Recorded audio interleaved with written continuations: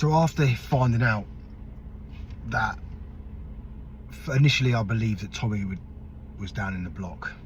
From further information that's come from family, he's not in the block. He is in a segregated safety suite, as they call it. It's hardly a suite, but it's a place where like people like Ian Huntley were. The reason it's good for him to be there is there's no ability for the general population of that prison to make contact to. They can't. It's a separate part of the prison. I've been there. When I visited him, we saw what it was like.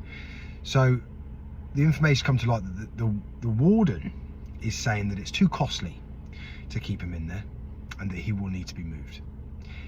Either moved to general population, which will be, well, you know what that will mean for him, or to go down the block, to sit in a room with no bed, no TV, no ability to see outside, see the sky. You know, the psychological damage that does to someone is severe. I remember seeing him when he came out last time. He looked like he'd been to a concentration camp. That's the severity of it.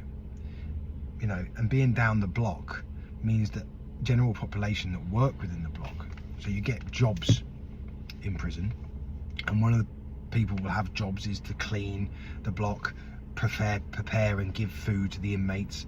So there's ways of people getting to him, getting to his food, getting messages to him, screaming at his door.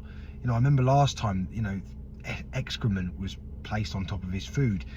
People were, you know, saying that he was going to die constantly and that we're going to get him.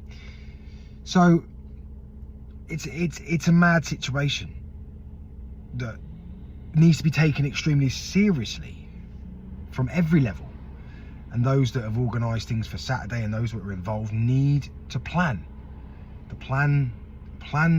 response to this new information.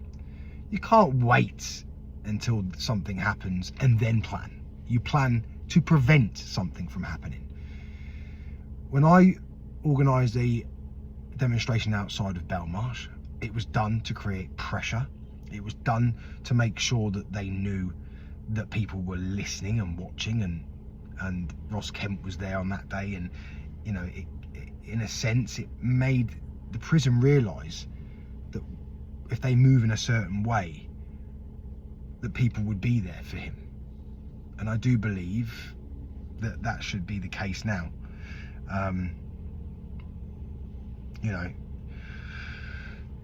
I feel for him. I know what it, you know, away from Tommy Robinson, Stephen is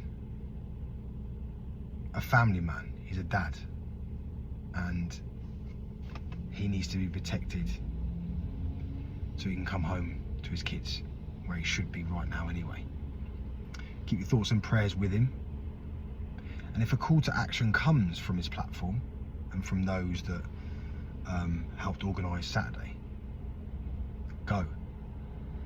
Make sure you do what you can to keep the pressure on, because that may be the only thing that will keep him safe.